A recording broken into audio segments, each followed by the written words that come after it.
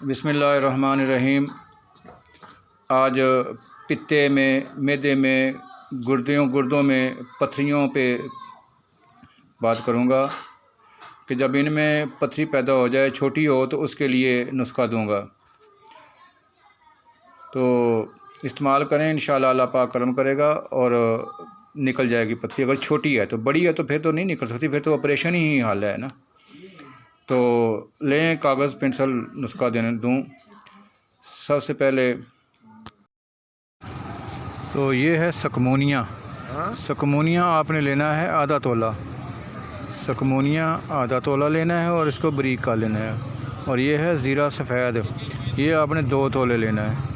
ज़ीरा सफ़ेद 2 तोले लेना है, इसको भी आपने बारीक कर लेना है।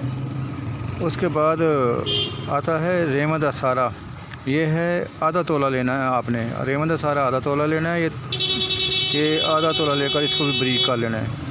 बारीक करके आपस में मिक्स कर लेना है। तो ये तीनों चीज़ें जो हैं लेकर आपने, तीनों चीज़ें जो लेकर आपने बारीक पीस लेनी है। पीस कर आपने संभाल कर रख लेनी है।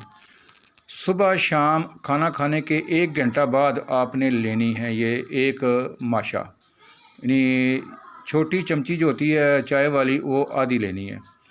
वो ताज़ा पानी के साथ ले लें। उससे जब आपको पेचेस आना शुरू हो जाएं, जब पेचेस आना शुरू हो जाएं तो घबराना नहीं है।